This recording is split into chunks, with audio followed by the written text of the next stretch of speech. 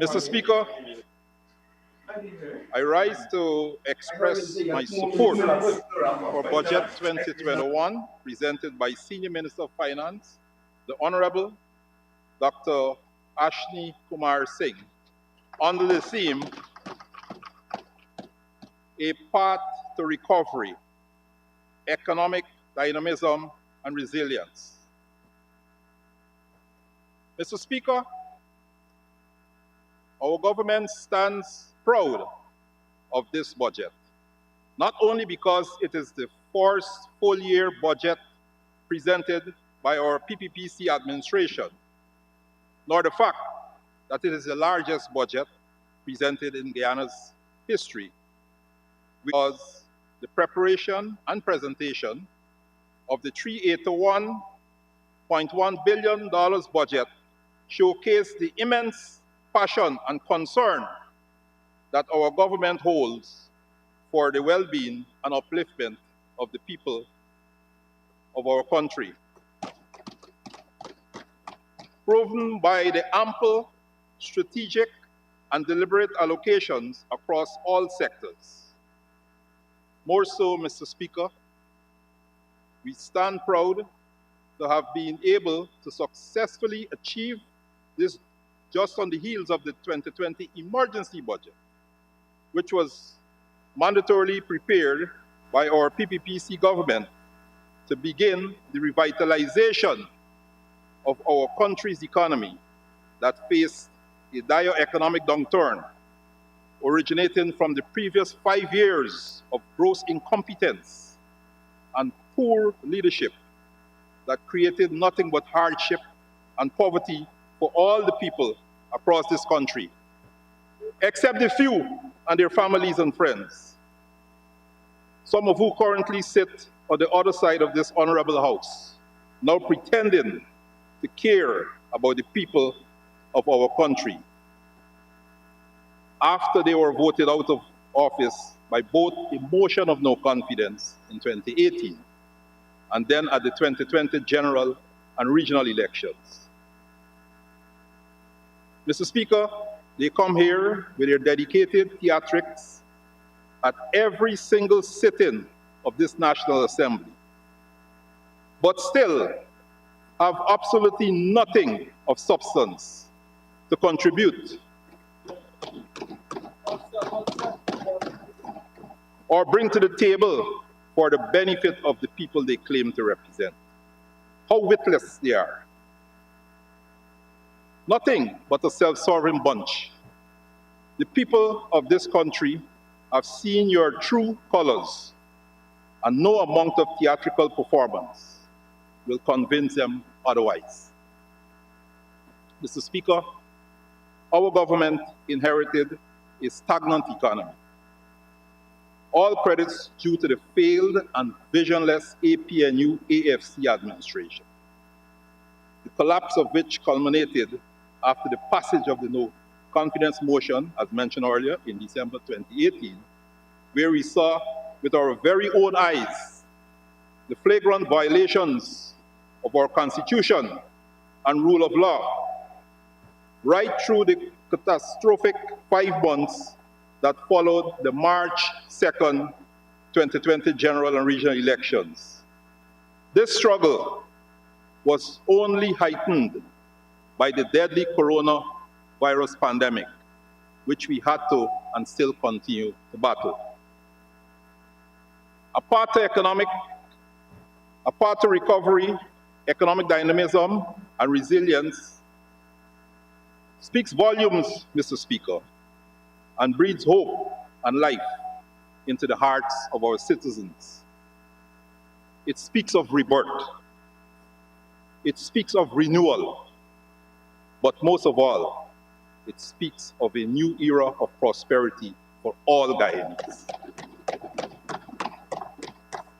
An era that our people have for too long hoped for without fruition. The work done by Honorable Minister Dr. Ashni Singh and his team in preparing this 2021 budget is quite admirable, and thus they deserve highest commendation.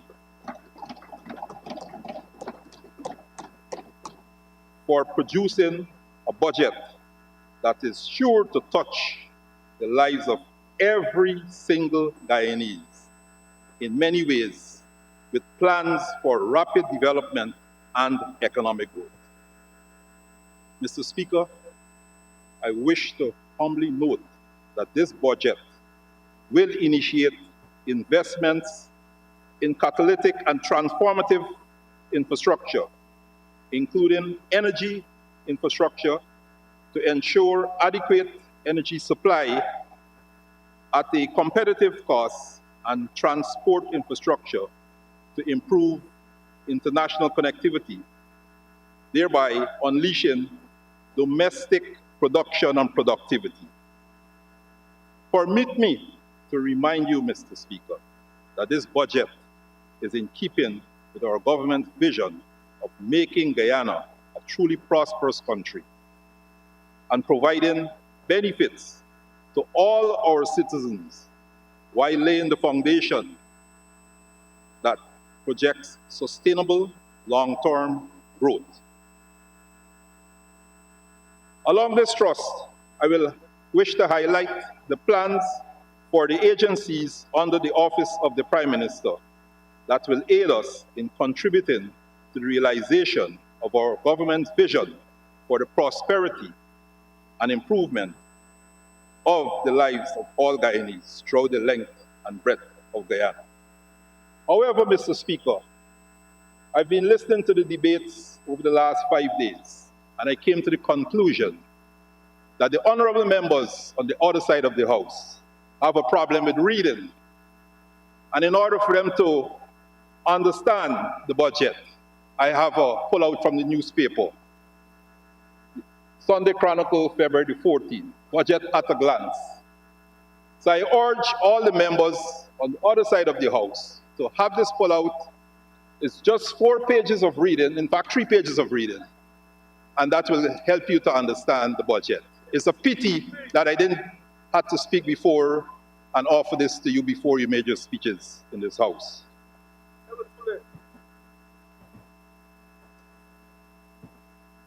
Mr. Speaker, your Prime Minister has many portfolios, unlike his predecessor. Power generation,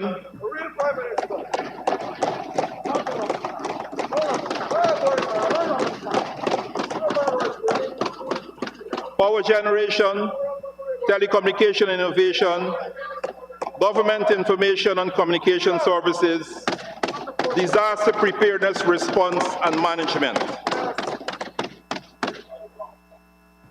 In our budget 2021, an estimated $8.4 billion has been allocated to the power generation program, Mr. Speaker. Our government foresees the massive potential that energy holds for an economic boom in Guyana, and we remain true to our intentions to achieve the provision of affordable, stable, and reliable electricity throughout our country. More so, the world remains under attack by the coronavirus pandemic, and utilities and power generators worldwide have been forced to alter their practices and develop strategies to deal with the rapid developments and change in patterns, which, with regard to energy consumption as a result. Now, more than ever, the world requires a reliable supply of electricity to prevent further disruption, and Guyana is no exception. With allocations of $240 million for the Sustainable Energy Program, $628.8 million for the Renewable Energy Improvement Power System Project, $750 million for the Energy Matrix Diversification Program, $500 million for the Solar System Project, and $125 million for the small hydro projects. Our government will now work assiduously to implement the necessary measures that will result in improved standard of living for people through the generation and provision of sufficient, stable, and reliable electricity. Mr. Speaker, allow me to speak on the specific works of the agencies that have a direct bearing on our plans in the power generation sector. Mr. Speaker, an estimated total of $1 billion has been allocated to the Guyana Energy Agency. At present, Guyana is supplied with energy from a variety of energy sources, but at the same time, our country is predominantly reliant on imported fossil-based fuels. Price volatility in international oil markets and the threat of rising temperatures from greenhouse gases necessitate the move to cleaner sources of energy and climate-resilient infrastructure. The most significant step taken to address climate change in Guyana is the development and implementation of, listen to me carefully, the Low Carbon Development Strategy, which was launched in June 2009 and revised in 2010 and 2013. We have returned to the Low Carbon Development Strategy. Your strategy is a bunch of slogans. We need a real strategy that denotes the ways, means, and ends, and approved by the people of Guyana.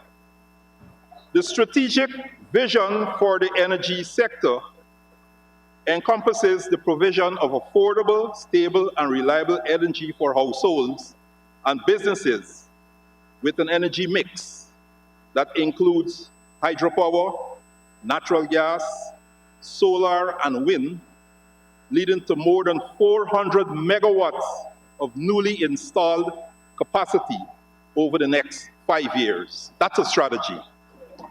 And a reduction in the cost of energy by at least 50%. Mr. Speaker, among the measures that our PPPC government is aiming to implement to transform the power sector include the production of 250 megawatts from natural gas in the interim. Urgent action to improve and upgrade the national grid and the completion of the Amelia Falls Hydro Power Project.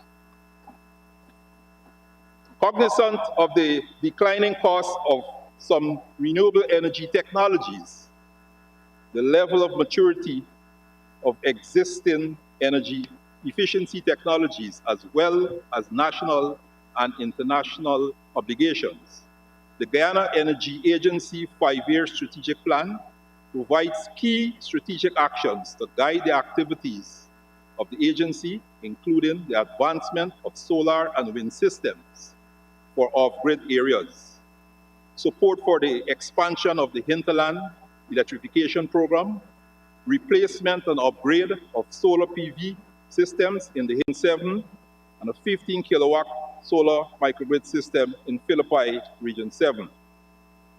That is 2020.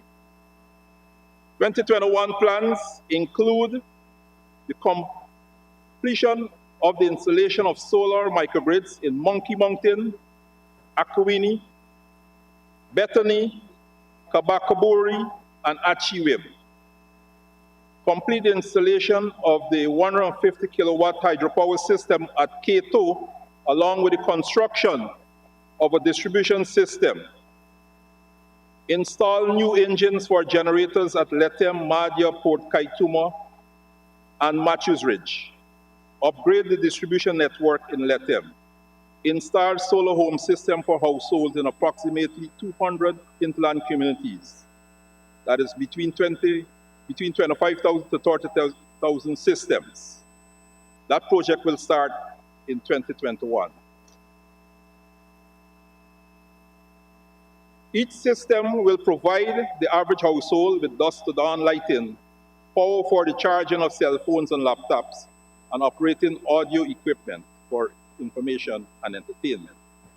Further, Mr. Speaker, HECI plans to install solar PV-powered microgrid system in 50 communities by 2025. This has already started, with such system being completed, as mentioned earlier, in 4 communities. The plan, Mr. Speaker, is to upgrade and expand the generation and distribution capacities in communities with existing grids to serve an additional 450 households and businesses, improve generation reliability, and reduce electricity costs throughout our interior, Lethem, Madja, Port Kaituma, Matthews Ridge, by introducing solar farms to reduce reliance on diesel generation. This has already started with solar farm projects being installed in Lethem, Madja, under the IDB-funded program, which is managed by the Guyana Energy Agency. Across all villages, the maintenance of the energy system is essential to ensure optimum performance and to prolong their useful life. Preventative and emergency maintenance activities on the energy systems will be best provided by local residents. In this regard, Mr. Speaker, through HECI, we plan to provide appropriate training for residents, including females, in all of the nearly 200 hinterland communities during the period 2020-2025. Mr. Speaker, all these plans will be able to commence soon for HECI. Mr. Speaker, the importance of information and communication technology, particularly as it relates to its use as a tool of economic and social empowerment, cannot be overemphasized. Investments in ICT have continually increased globally, causing a massive shift in the global economy. Guyana has made many strides in the innovation of ICTs, but there is some way to go, and this creates room for a country to learn and follow the pattern of larger countries' successes in this regard. There's tremendous potential for ICTs to be used for development in all sectors of our country, including health, education, security, infrastructure, agriculture, and social development.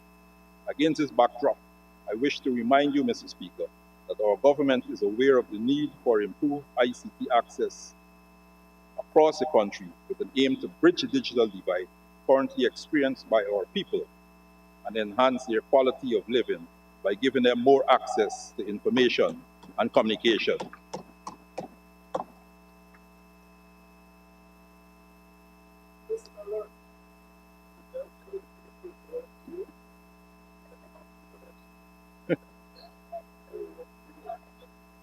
Mr. Speaker, with an estimated $2 billion allocation for the NDMA over the next 5 years, the NDMA will continue to work to transform the delivery of government services and improve citizen quality of life through appropriate use of technology that fosters digital inclusion and public trust. In 2021, the NDMA will continue to focus on improving the quality of public services to citizens, expanding the reach of government services, and facilitating specialized ICT training to fulfill government needs. This is all geared towards providing increased access to internet and government services irrespective of geographic location or monetary status, and increasing ICT literacy. In 2021, the liberalization of the telecommunications sector and concomitant reduction in the rates offered by service providers will allow NDMA to increase the internet bandwidth provided to government, institutions, and agencies. NDMA will drastically improve its internet availability through the utilization of 2 independent providers. This now provides a redundant path for NDMA internet services.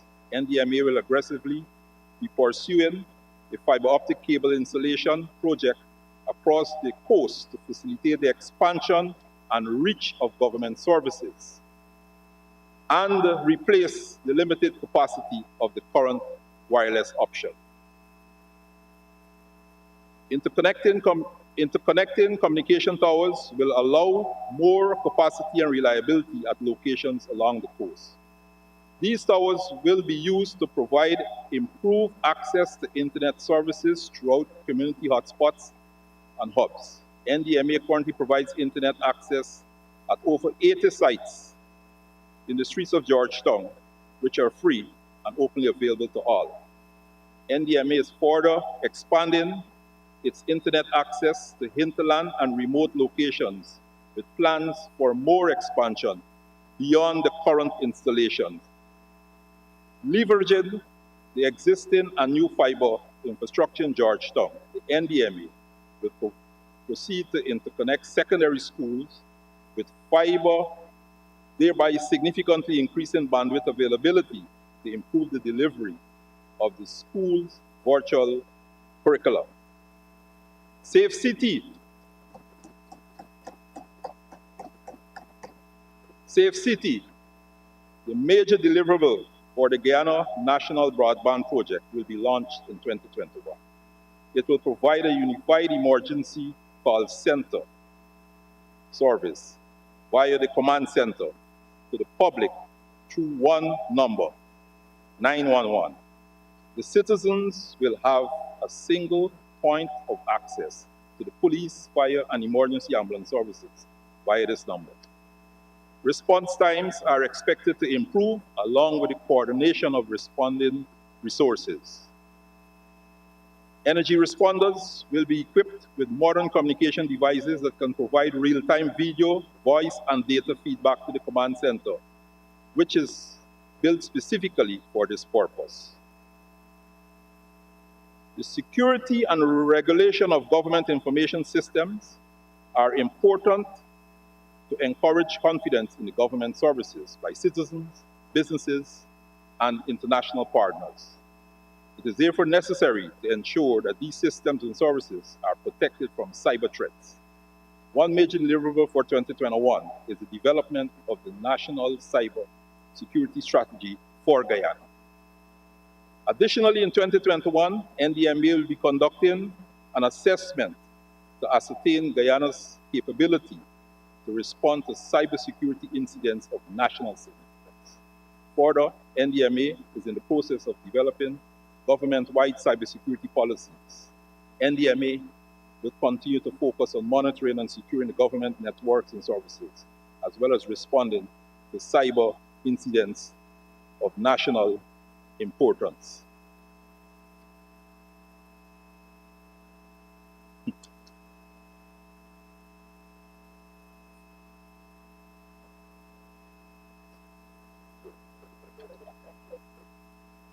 Such amount we can't use either. Mr. Speaker, one of the government of Guyana's most significant achievements to date is its ability to bring to close the long-awaited liberalization of the telecommunications sector. A feat completed within 2 months of taking office.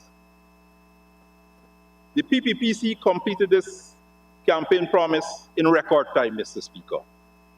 This single move, which was long overdue and delayed by the previous administration, will create a quantum leap in communications and the way we connect. It will also fast-track the development of the associated technologies, stimulating tremendous social and economic benefits in traditionally dependent sectors by leveraging technology. Within weeks of liberalization and its introduction of a new competitive landscape, Guyana experienced new speeds and services offered by major service providers. Today, Guyana can easily access gigabit internet speeds on par with services offered in the region and the First World. This is a clear example of liberalization enabling rapid development in the country, such as the access to the latest technologies, such as robust fiber optic and fixed 5G services across the most densely populated parts of Guyana. Liberalization has also resulted in a decrease in wholesale prices for bandwidth capacity towards some 80%. This has enabled the NDMA to access quadruple bandwidth capacity, which has strengthened our ability to improve the delivery of services tasked to this agency. Mr. Speaker, only recently in this very House, we experienced the work of the NDMA, being able to increase your bandwidth to facilitate your work. Mr. Speaker, the Office of the Prime Minister has also given our support to the construction of 2 new subsea cables, which will strengthen the resilience of our international connectivity and ensure our sector's preparedness for a rapidly developing economy. The Office of the Prime Minister will also widen its focus from macro services to the empowerment of smaller rural providers to extend connectivity across the country. We have already tasked the Telecommunications Agency to equip these small providers to join us in the mammoth task of providing universal services for all our brothers and sisters countrywide, and especially in the hinterland. This also ties into our recent order that allows for the registration of small internet service providers. This move will contribute to our promise of universal services and stimulate increased economic activity in ICT in these communities. This is a crucial strategy to boost connectivity and ensure there is space for the small ICT business.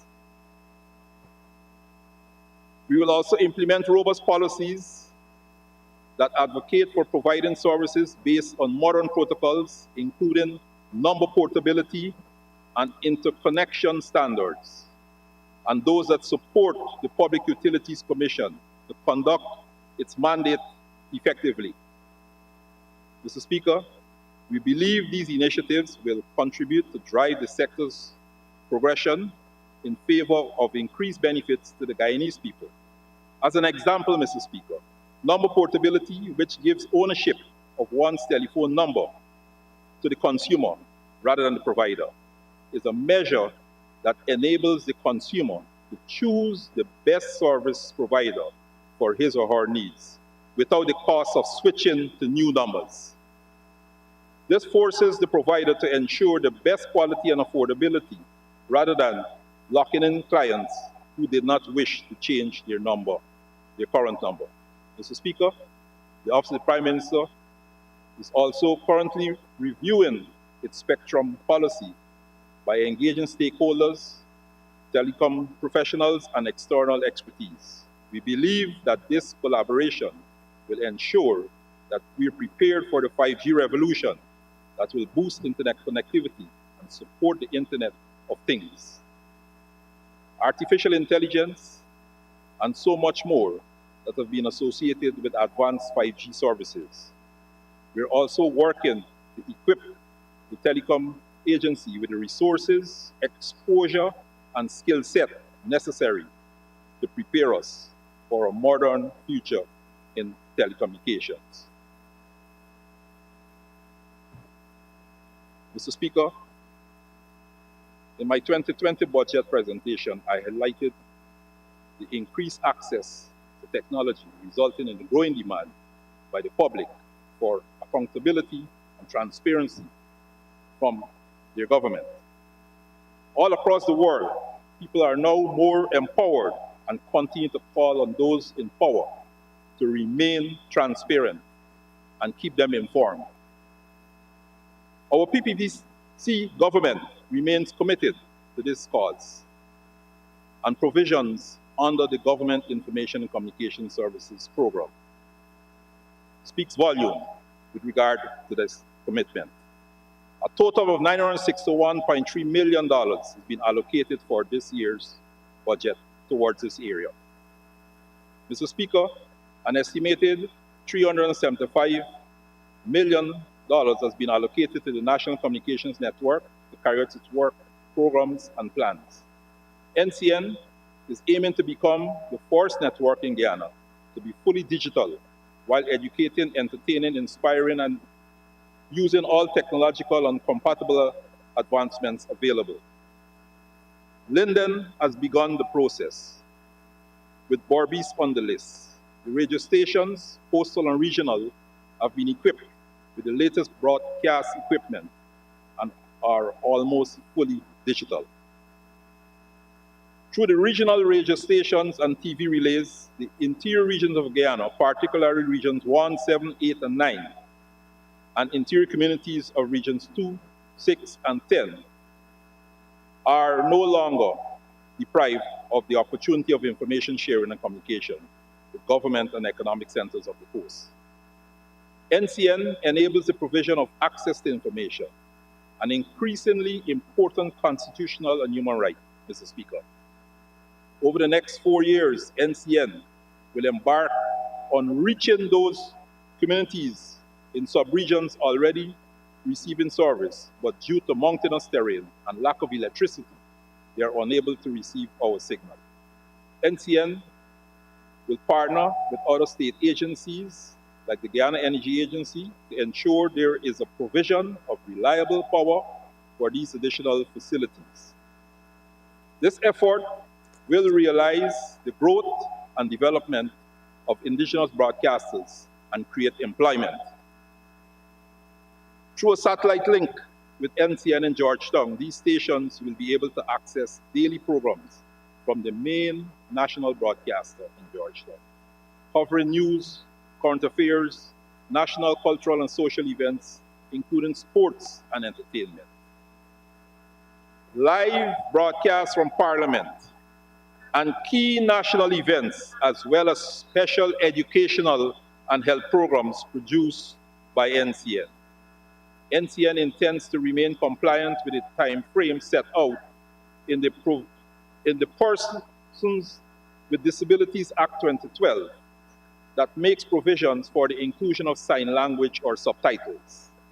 Chapter 36, Bureau 5, Section 26, 1 and 2 of the Act stipulates that, and I quote, every national television station shall provide a sign language inset or subtitles in at least one newscast program daily, and special programs covering events of national significance, end of quote.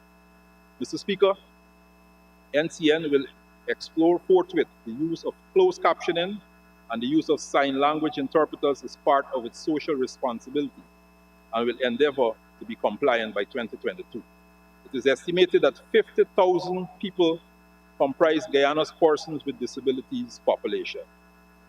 Of this population, 9.1% or 4,406 people suffer from hearing impediment, 30% or 14,525 persons suffer from visual impairment.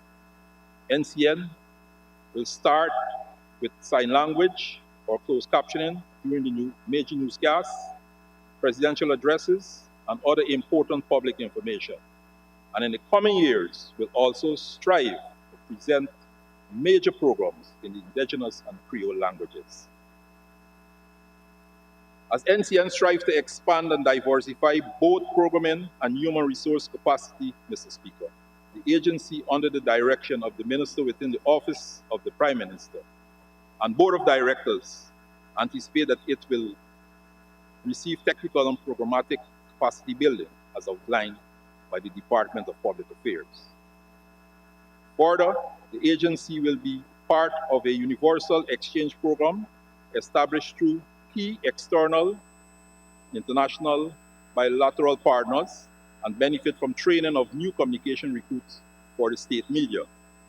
NCN already has several noteworthy broadcasters and TV presenters who can be emulated by those now joining the profession. They can hear archive recordings from the early days of Ret'D in 1951 to the Guyana Broadcasting Service in 1958 and the Guyana Broadcasting Corporation in 1979 to modern-day NCN in 2021. Mr. Speaker, the Honorable Minister of Public Affairs, a few days ago, in his address to this House, envisaged the development of a National Broadcast Academy in collaboration with the Guyana Press Association, Guyana Broadcasting Authority, and the University of Guyana. This initiative will provide the opportunity for young broadcasters to be adequately trained and mentored in all areas of broadcasting. NCN sees itself as being a major contributor and beneficiary in this endeavor over the next 4 years.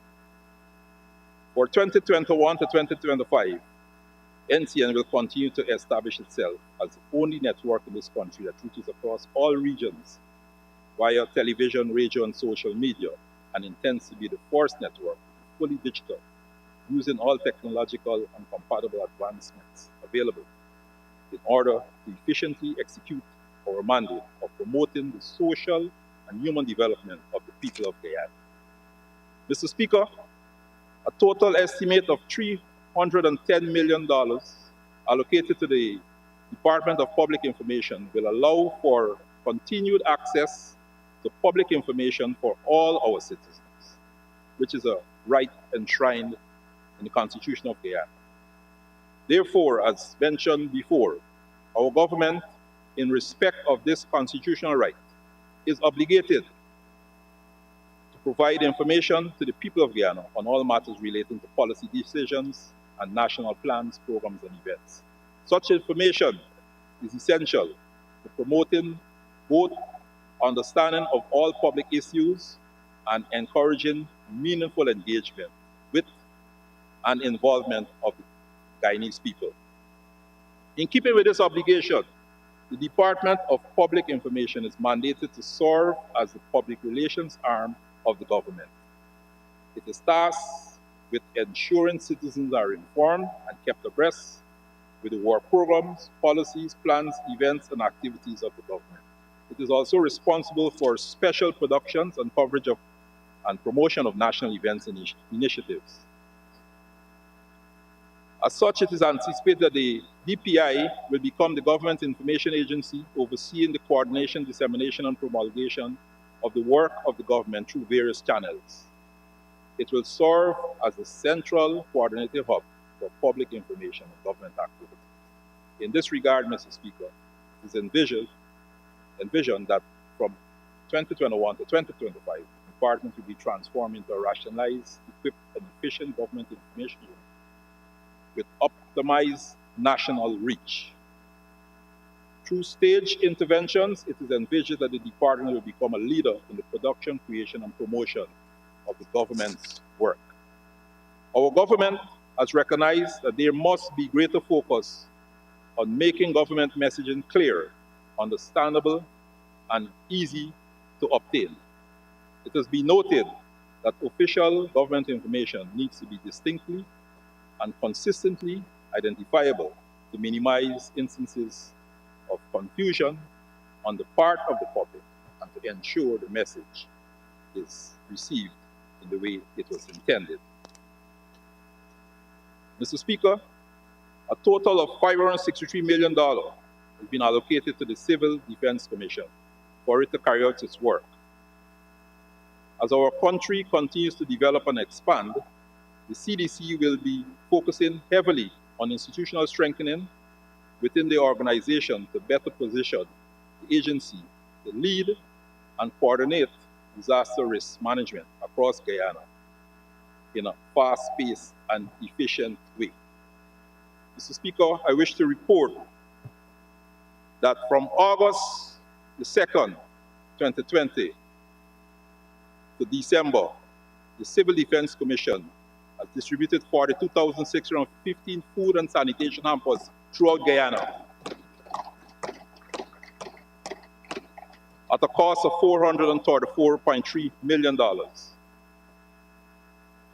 Of note, Mr. Speaker, is that the CDC wants to legitimize its role and authority in coordinating disaster risk management at all levels through the passage and implementation of the requisite legislation for Guyana.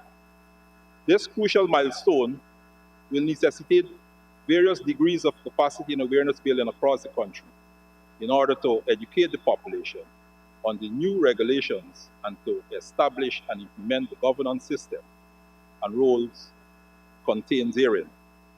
The CDC intends to vastly ramp up its efforts towards education and awareness, therefore, in the areas of disaster risk management, recognizing that awareness is a critical catalyst to drive positive action in reducing risks and building resilience. More importantly, Mr. Speaker, the CDC intends to establish mechanisms for extensive and continuous data gathering on risk and risk reduction impacts in the long and short term, and the accurate analyses and reporting of these against various regional and international targets. The CDC strategic vision for 2021-2025 is to see the enhancement of capacities for preparedness and response at all levels. National oil spill readiness has been prioritized by the agency as one of its focus areas within the coming 5 years, given the new and emerging threats associated with this developing industry. Mr. Speaker, health, agriculture, natural resources, finance, education, and infrastructure have been identified as the priority sectors for disaster risk management institutional strengthening during 2021-2025. And the CDC, therefore, will support these sectors in the development of sector-specific plans. Mr. Speaker, while much has been said about what our government plans to do, we must also consider all that has already been done by our administration, particularly within such a short time frame and under political and economic constraints.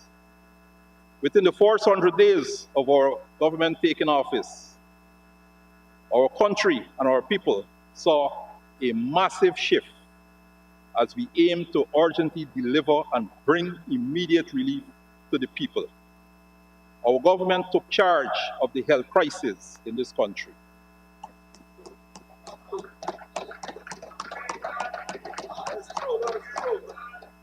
Procuring medical supplies and delivering much-needed relief to our citizens amid the coronavirus pandemic. When we took over, we only had 4 ventilators in this country. Today we have 25 ventilators. We had lockdown and 21 tests being done per day. Today we have no lockdown, over 2,000 tests being done, and protection of the lives and economic livelihood of the people.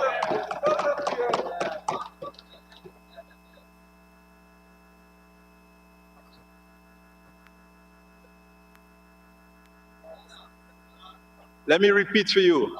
Our government took charge of the health crisis in this country, procuring medical supplies and delivering much-needed relief to our citizens amid the coronavirus pandemic. Our government strived to reduce the strains that weighed on our economy and rebuild significant interest in investments in our country. Mr. Speaker, our PPPC government has been working arduously to restore hope in the lives of our people, our citizens, rebuild trust and confidence, and uplift our people in a manner that they can realize true prosperity in all aspects of life. This is important, Mr. Speaker, and I wish to submit electronically what I'm going to read now. After forming the government on the 2nd of August 2020, it was quite revealing, and many of what I'm going to reveal now is captured in our daily papers. Guyana Times, 6th of August, infectious disease hospital, a total disaster. Guyana Times, the 9th of August 2020, APNU, AFC, left GFC, that's the Guyana Forestry Commission, bankrupt, unable to pay staff millions in debt. Stabroek News, the 10th of August 2020, Director of Parks, Larry London, was getting huge salary and benefits, hardly lived in country. Hardly live in country in Guyana. Kaichur News, the 16th of August 2020, woman who filed the Recount Challenge, given 7.5 million contract in June 2020 by APNU AFC. Comment to that one. Guyana Times, 17th of August 2020, Carol Joseph was paid as petroleum advisor. Other posts under APNU AFC government. Guyana Times, the 24th of August 2020, APNU AFC owes NCN $16 million for campaign ads. Mr. Speaker, until this date, it has not been paid up. Stabroek News, the 24th of August, update. I need to be guided here, Mr. Speaker. I should say Christopher, arrested as cops remove barbershop equipment. Publication, Guyana Times, the 23rd of August, 2020. You said it was boring. APNU AFC government spent over $60 million from taxpayers to retain private lawyers. Stabroek News, the 16th of September 2020. Region 6 health sector was plagued by mismanagement on the APNU AFC. Says veterinary anesthetic machine was bought for hospital. Something for animals, bought for humans. 18th of September 2020, APNU AFC left broken healthcare system to address pandemic. The 22nd of September 2020, Stabroek News, Larry London contract for board certificates raises eyebrows. Kaichor News, the 22nd of September 2020, asphalt plant racket uncovered. Kaichor News, 23rd of September 2020, government launch investigation into asphalt plant racket. Demerara Harbor Bridge Management distances itself from allegations. Kaichor News, the 24th of September 2020, Lands and Survey boss, Trevor Ben, bought 25 million Prado for 2.5 million from his own workplace. Kaichor News, the 30th of September 2020, Christopher Jones gifted state lands twice. Honorable Member Christopher Jones, Honorable Member Christopher Jones, Mr. Speaker, gifted state lands twice. Trevor Ben waived land fees. Barbershop scandal. Honorable Prime Minister, you'll have to wind down.